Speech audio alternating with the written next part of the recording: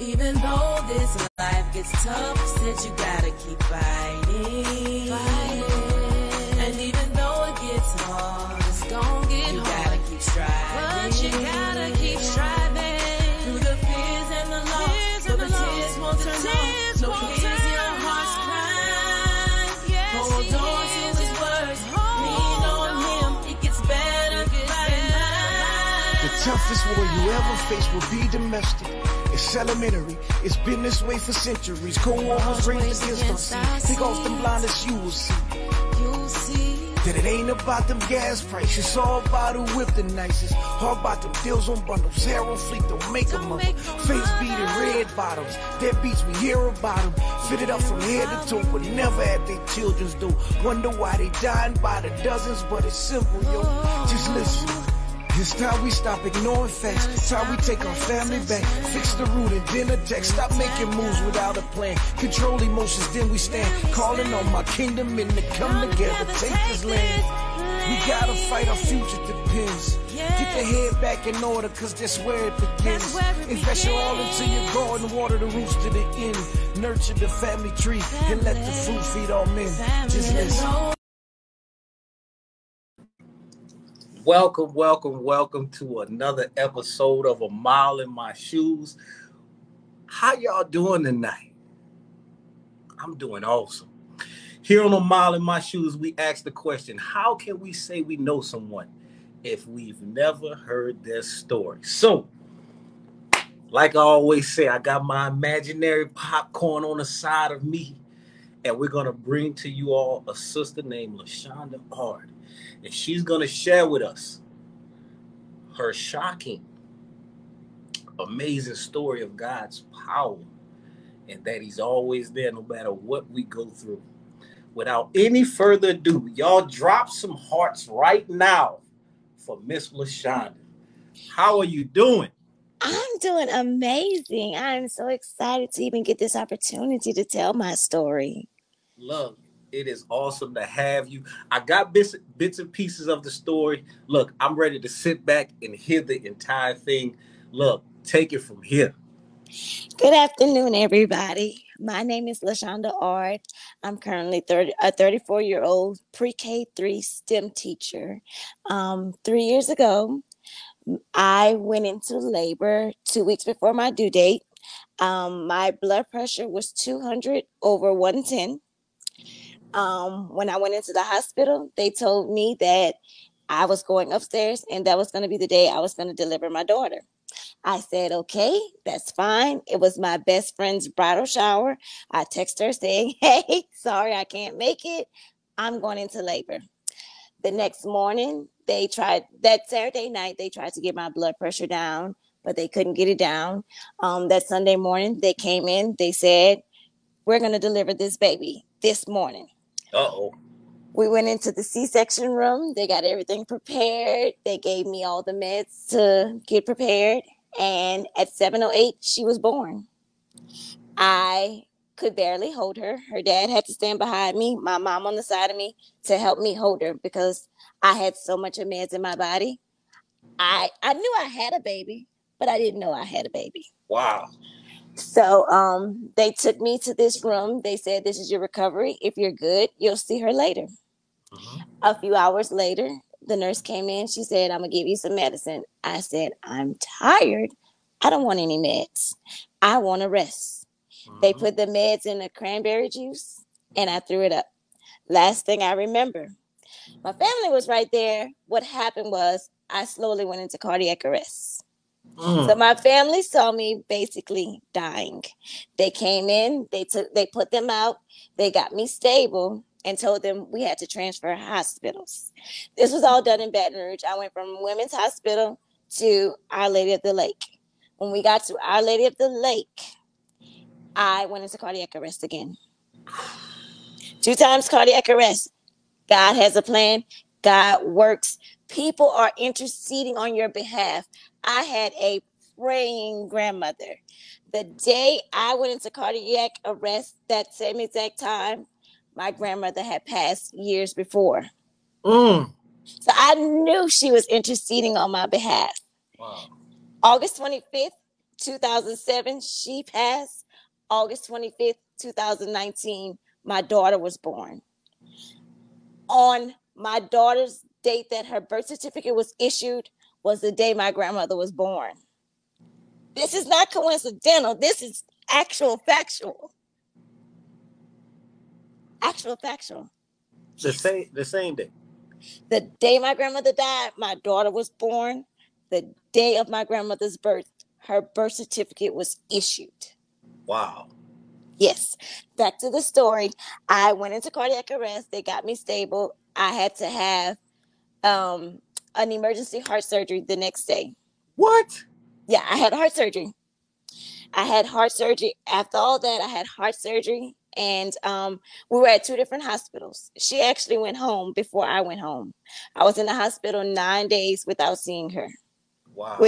I was on a ventilator for about 4 days, and then the rest was just in the hospital trying to get the blood pressure stable because at that point it was still high. Wow. Yeah. Heart surgery right after a C-section. Within 24 hours, I had 2 major surgeries. Wow. Yep. I had to learn to walk. I had to learn to talk. Yeah. Because, when tubes are down your throat for so long, it messes up your throat. Yeah. Yeah. Yep. And with being in the bed for so long, I had to do physical therapy to learn how to walk and how to talk. And I had to learn how to carry her car seat.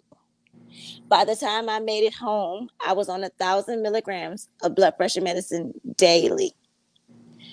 But God is so good. I am not on any blood pressure meds. Glory.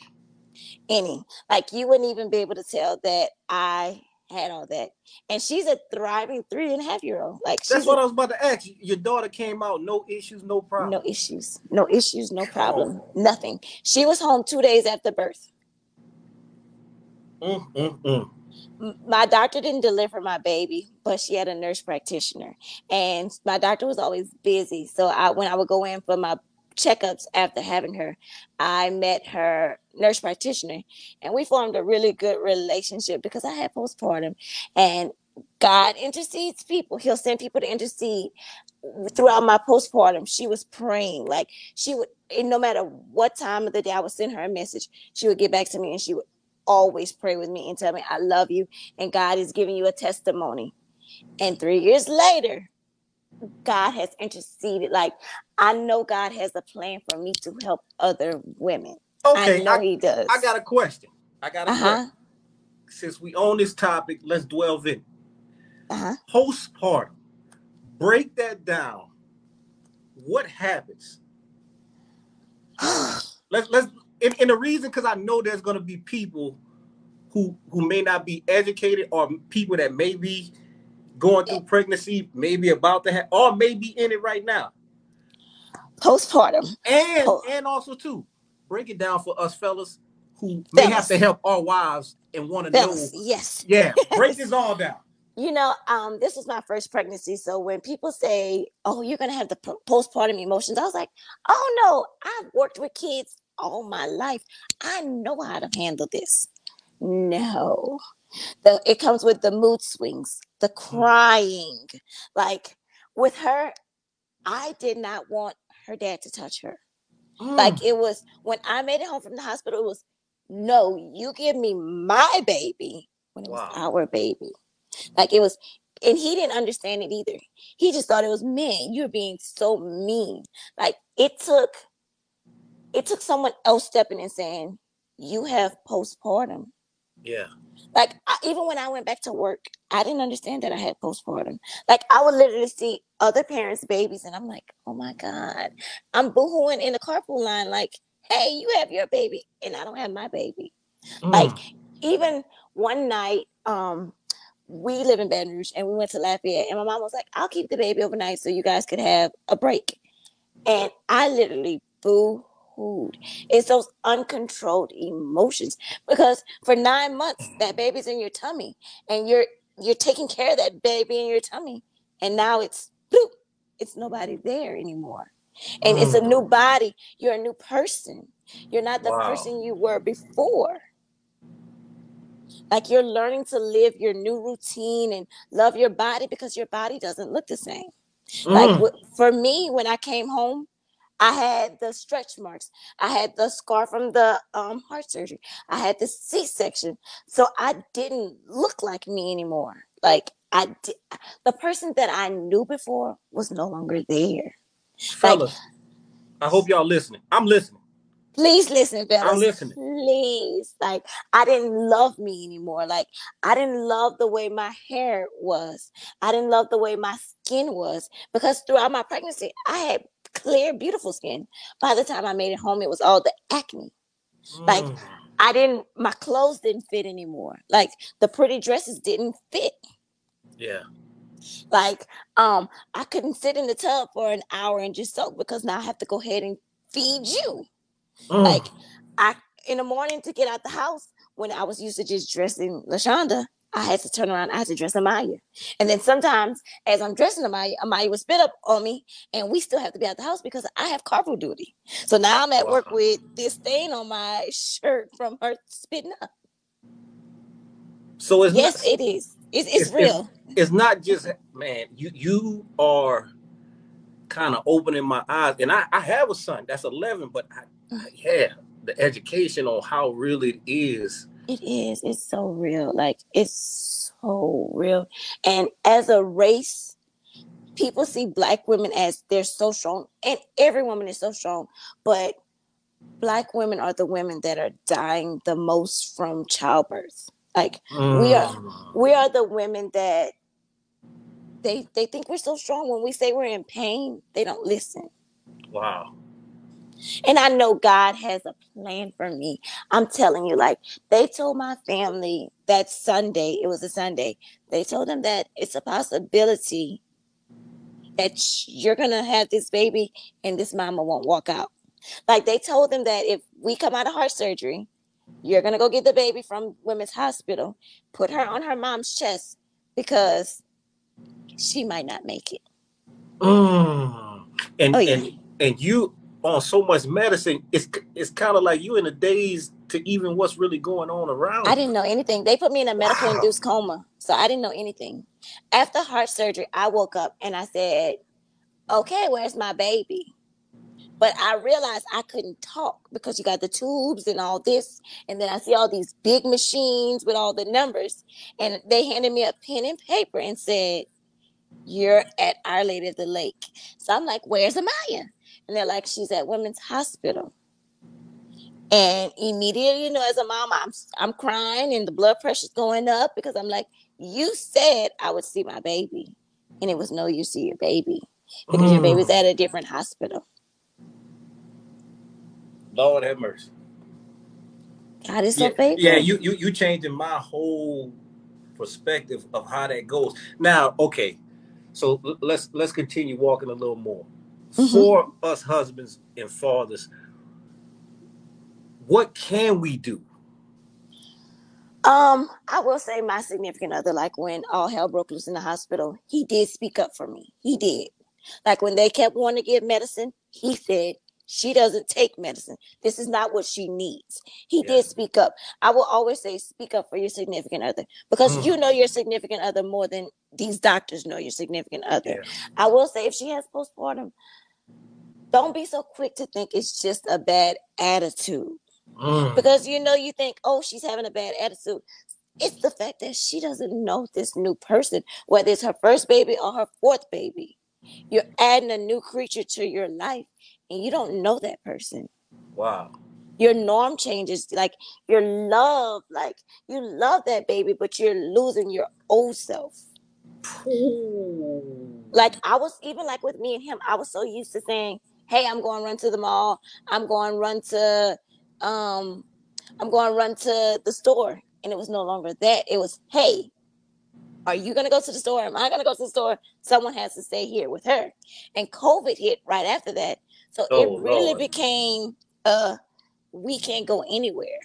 So that's when the postpartum really went through the roof. Because now I'm in the house. Like I had went back to work. And right after I went back to work, the world shut down. So now I'm sad and depressed about postpartum and what I went through as my birth story, but now the world shut down. So now everybody's in the house. But I will say, I read this scripture and it helped me through it. It's Psalms 147:3. He heals the brokenhearted and binds up their wounds. Mm. And I'm telling you, 3.5 years later, I can ride by both hospitals and not cry.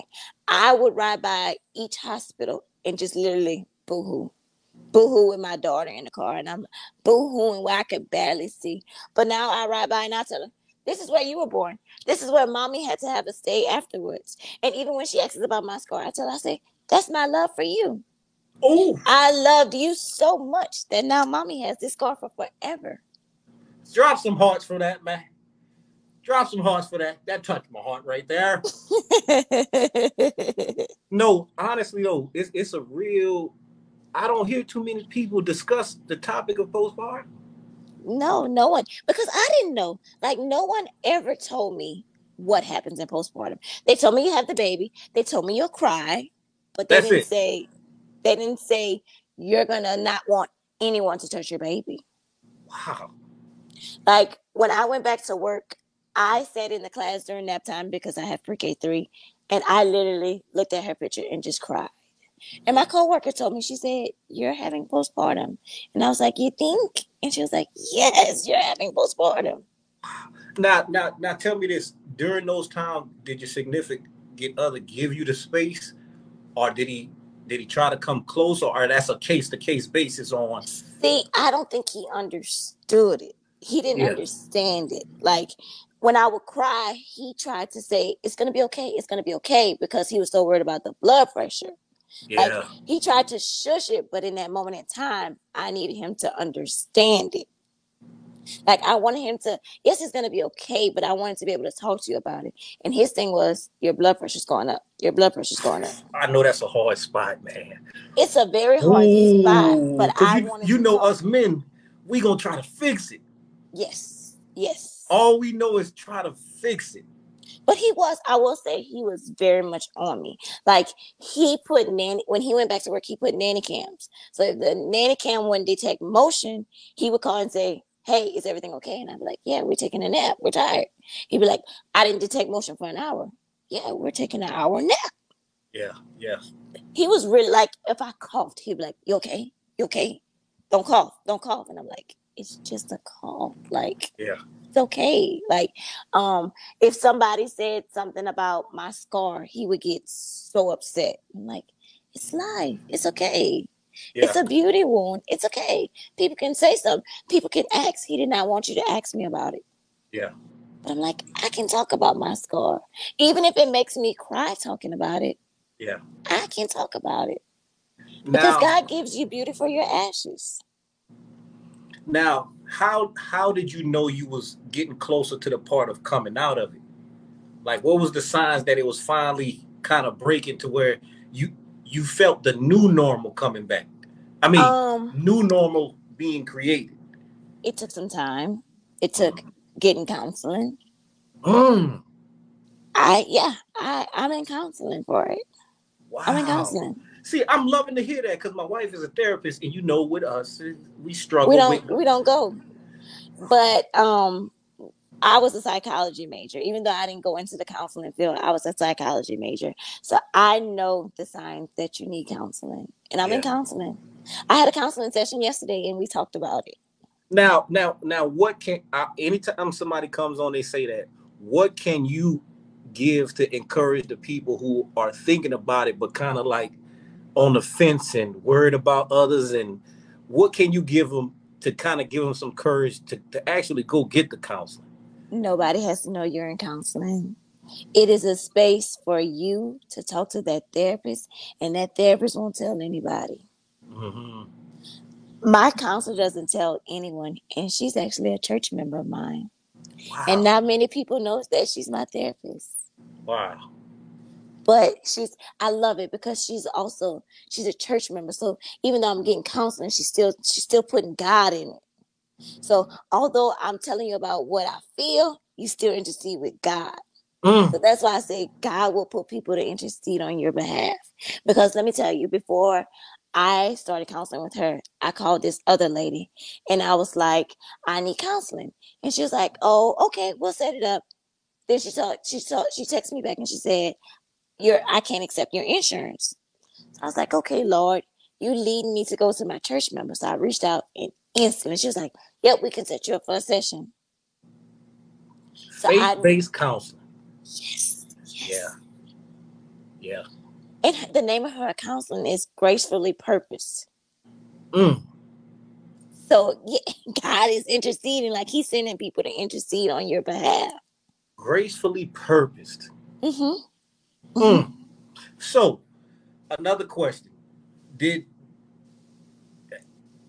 y'all go through things just as far as getting that new balance with you and him? It was rough. It was rough because he's a truck driver. So he was off 2 weeks altogether through everything. My mom and dad were there for 2 weeks. So when everybody left and they closed the door, it was hard because I was like, man, like sometimes he would only be home on the weekends. Sometimes he was home at night and he was so tired. And then when I went back to work, it took a lot to get that balance. It took a lot. And then when COVID hit right after, he was still working. Yeah. So it was like, oh my goodness, I thought you would be home with me through this craziness. And it wasn't. It took a lot of work to get that balance. That's a hard spot for us fellas, like to be in. Like it seems like the way the world make it is to where either you making money and you can't be with your family, or you sacrifice the money to be and with you your get family. to be. It's hard. a hard It's spot. a hard spot because, and I hate to say this because, man, the world puts it harder on a Black father. Like when we were at the hospital, we didn't sign her birth certificate till after I came home from the hospital. So it was late into September we signed her birth certificate. And he sat down with me. And I didn't remember a lot of the things about how we said we were going to spell her name, the day she was actually born. And, we were sitting down with, I think it was Public Records. And they were like, he started out doing everything. He had to take her to her first doctor's appointment too. And they were like, oh, you're letting him sign first? And I was like, yeah, he's a father. He's going to sign first. Like, even like with her doctor's appointment, the doctor met him first. Yeah. Like, even now, he gets the emails thing about her doctor's appointment. And, I just applaud him because Black fathers get so much of criticism. Like, so much of criticism. Let's drop some hearts for him for being there, man. And being strong through this process, man. Yeah, because he had to go take her from the hospital. Like when she was discharged, I was still in ICU. So he had to go get her. Man. Yeah, like it's almost like you were going to be a single father. Wow. Now tell me this. Also, too, let's talk on this subject. What's the importance of actually having that significant other who is going to be there for you? Because speak to the community of people having those kids and not really sturdy in their relationship. That's another thing that we struggle with. These are issues that they don't talk about. Whenever you having kids, you don't know what you're gonna go through. You don't. I'm telling you, like those 8.5 months of my pregnancy, he was at every doctor's appointment, I think, except for like 2. It was like maybe 2 coming to the end when you're going weekly. He wasn't at the doctor's appointment. I can't thank him enough for being there. Like, just being in that ICU. I remember one time they had the little thing monitoring my heart and I accidentally took it off. So they're running in the room, just boom, boom, boom, boom, boom. And I'm looking at him like, what's going on with me? And it was just that touch. You okay? You just took the thing off your finger. Right. Like it is amazing, like to have that support because I don't think I would have made it through. Like somebody having to put you on the toilet, somebody having to put you in the tub. Like that takes a real man to put you in the tub, to put you on the toilet. Like I had the old people. I had to use the old people toilet. Yeah. Like that takes a real man. Look, I'm glad you're getting to tell this story because we only hear the bad stuff. Mm-hmm. We only hear the deadbeats. We only hear the fellas that don't support it. Not. I'm glad to hear a story of a brother who rocking it out and it's been there and it's still there. I applaud your whole family. Man, I had this picture, and I have a prayer wall in our room, and it's a picture of I delivered her, and it's me, him, my mom, and her, and he had the biggest smile. And when I got discharged from the hospital, we didn't tell my mom and dad that I was getting discharged. So at the time we were living in an apartment, and I was walking up the walkway, and my mom was going through some trash, and when he saw her, he was doing this, like pointing to me, and she had the biggest smile, and he had the biggest smile. Like, I just knew God had a plan for all of us. Like, your story has a purpose, and throughout all of it, he gets the glory. Like, everybody said, oh my God, you're so amazing, you're so strong. And I'm like, God did that. Not me. Because if it was up to me, I would be in the corner crying. Somebody type God did it. God did it. He did. It wasn't me. It wasn't the doctors. Because if God said differently, no matter what the doctors did, no matter what I did, it would have been sayonara. But God wanted me here for a reason. Like, God left me here to be a mother to a beautiful 3.5-year-old. Wow. That had no issues throughout all of this. None. I'm taking that tonight. Your story has a purpose. Yes, it does. Your story has a purpose. It does. Any more encouragement you can give to us? You have a very bright spirit. Extremely. I do. I've always had an extremely bright spirit. Now, I will say, after having her, I did a lot of crying. And when I first came home, I was holding her and I was crying. I was like, Lord, I know you did this for a reason. And she smiled at me. Only a few days on, I was like, oh God, you really, really hear me. You hear me. Because for the first few days after having her, I was like, God, how could you? Like, I see all the moms that abuse their kids. I'm like, I don't do drugs. I don't do none of this. Like, how could you let me go through this? And when she smiled, I was like, God, you have a purpose for me and her. Like, you have a purpose. Now, another question. For the mothers who battle with it, and what I want to know, do you think that would have been possible to get out of that without your relationship with God? Oh no. I think at that point it was between me and God. If I had not had faith, postpartum, most moms will kill them and the baby in postpartum. Had it not been for my relationship with God, I think I would have probably killed me and her. But I knew I had that relationship with God. I knew I had praying grandparents. I knew I had praying parents. I knew there was others that was praying on my behalf. I work at a private school that's faith-based. Yeah. And when I tell you, the priest came up to the hospital to pray with my family. So I know that those people interceding on my behalf, praying, and me praying, oh yeah, that was God. I got another question. I got some questions. That's why I said these questions keep popping up. I don't know where they come from. So, do you think that when women go through postpartum, if it's not dealt with, do you think they carry that resentment? Oh, yes. So that's how I ended up in counseling. Because I was so hurted about the birth that I had.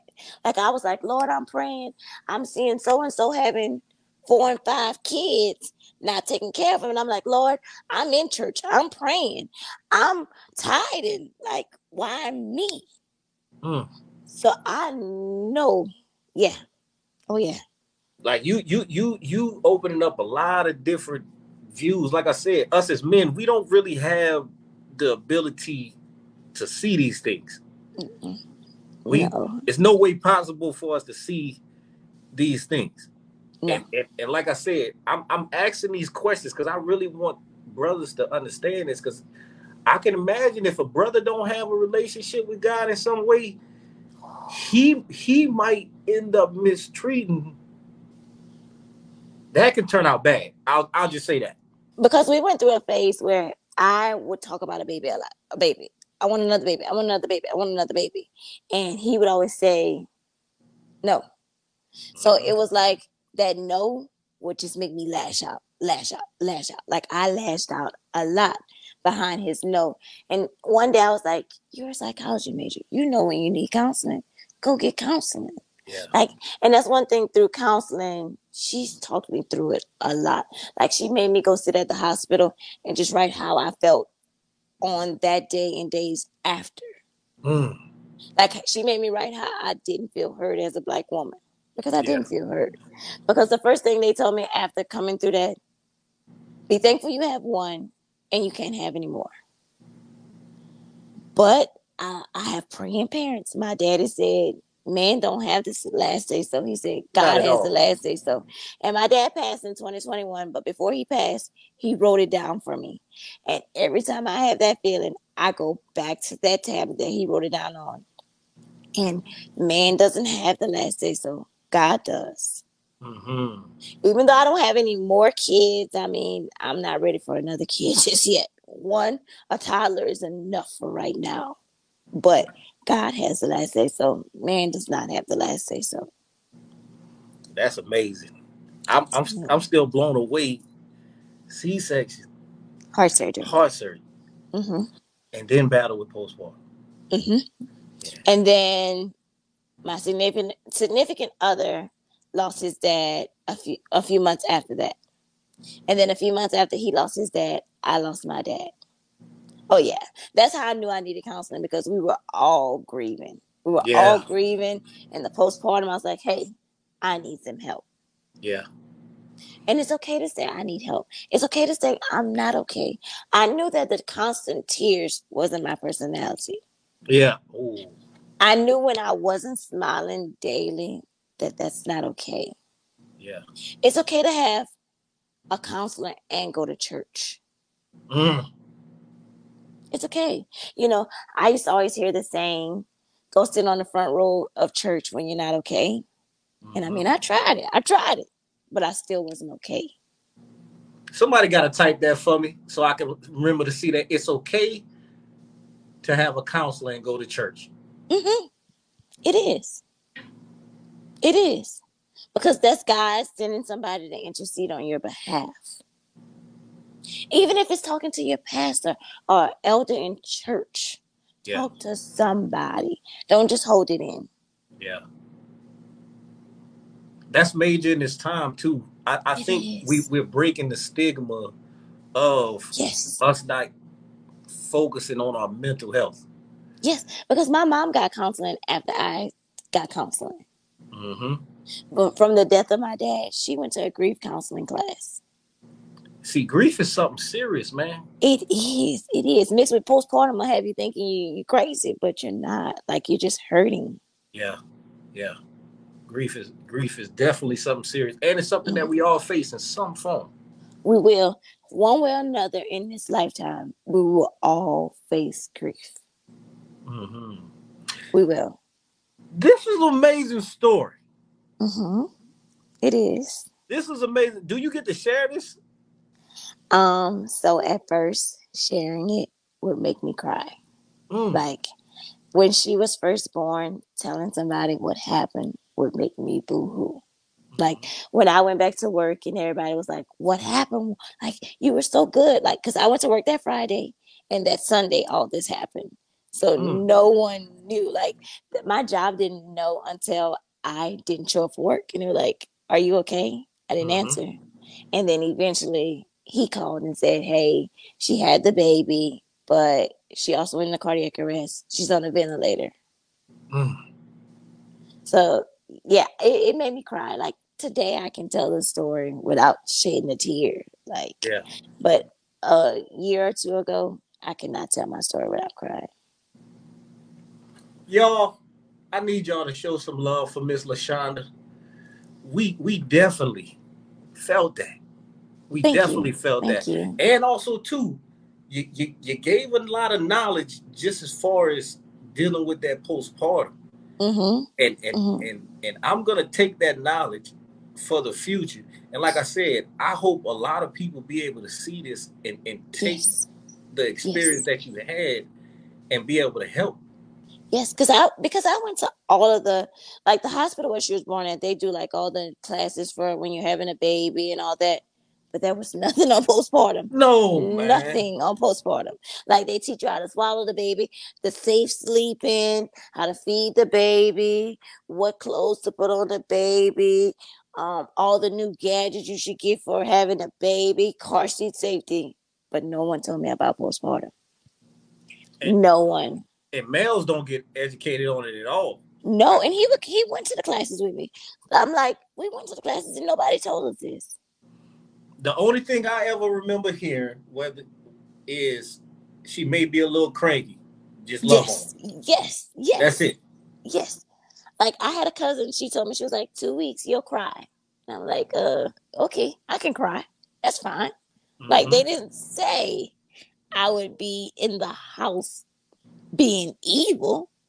Right. They didn't say I would not let him touch the baby. They didn't say I would correct him on everything he did with her. Like, you didn't fix the bottle correctly. You didn't put the diaper on correctly. You didn't put it in the car seat correctly.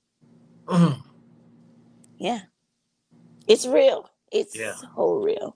And I mean, that's something that's been tugging in my heart. Like, Lord, show me the way to where I can be at the hospital. Yes, there's those classes, but let me teach a class on postpartum. Not just for African American women, but for all women. Like, let me be a support to a mommy that has it. Like, I told my coworker, she had a baby in February. I said, if you're not okay, speak up. If you feel something different, speak up. Mm-hmm. Don't just bottle it in, because we're taught to, as a woman, you got to do this, keep it going. No, speak up. It's okay. Yeah. It's okay.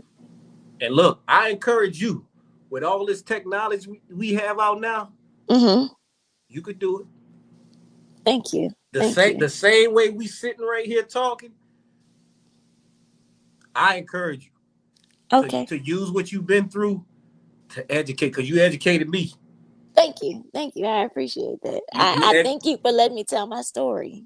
We appreciate it. I'm serious. I will. I'll step out and do that.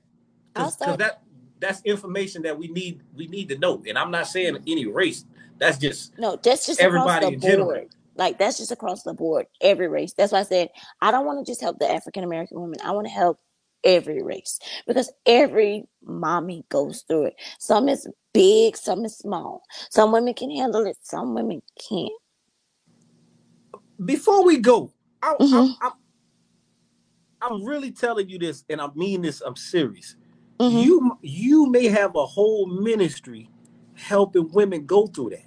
Let me write it down in my notebook. Hey, I'm serious. Because I think I want to contact the church and say I want to start a new mommy's ministry. I'm so serious. That might have been your whole purpose. Like, because like I said, I just took the education, and I'm going to be able to use that. When me and my wife get ready, it's stuff that you gave me. I'm going to be able to be prepared for no matter what takes place. I'm serious. I wouldn't play around with that. If I could tell you anything, when you guys do decide to have a baby, also hire a doula, because a doula will be able to see those signs and help her. Yeah. Like, because, you may not always know what she's going through, but that doula will see it. So hire a doula. I got you. Look, I pray you do that.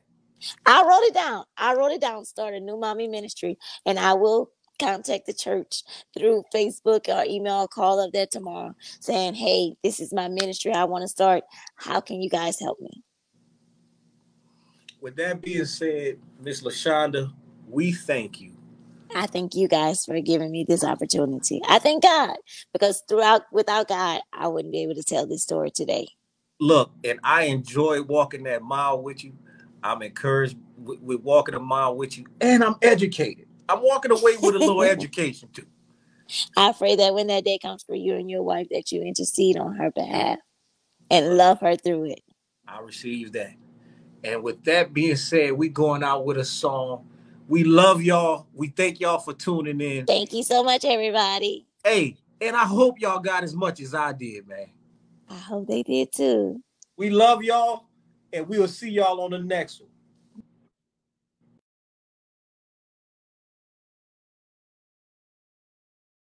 This life gets tough, said you gotta keep fighting. And even though it gets hard, you gotta keep striving. Through the fears and the loss, so the tears won't turn off. No, he hears your heart's cry. Hold on to his words, lean on him. It gets better by and by. And to my queens, I see y'all in a different way. It's more to y'all than posing pictures on your Facebook page. God giving power to uplift a man, to make a slave, speak life into our dreams, or tear us down and watch us fade away. Know your position, cause you're vital to the family structure. No replacing any mother. Careful how you treat and love her. Elegant, heaven sent etiquette is like no other. Her love is better than buttered biscuits right out the oven. Know who you are, don't let this world define. Shape or mold you, God's daughter, queen of nations. There's no box to ever hold you. Life creator, womb protector, heaven sent, love injector, backbone, best gift ever, worth more than hidden treasure. I speak life, cause this world is trying to turn you cold. Replace that heart of stone with flesh. We need your love to make us whole. Take back your crown and hold us down. Together we won't fold. Get back to love how God intended. Change to make this family Even though this life is tough, said you gotta keep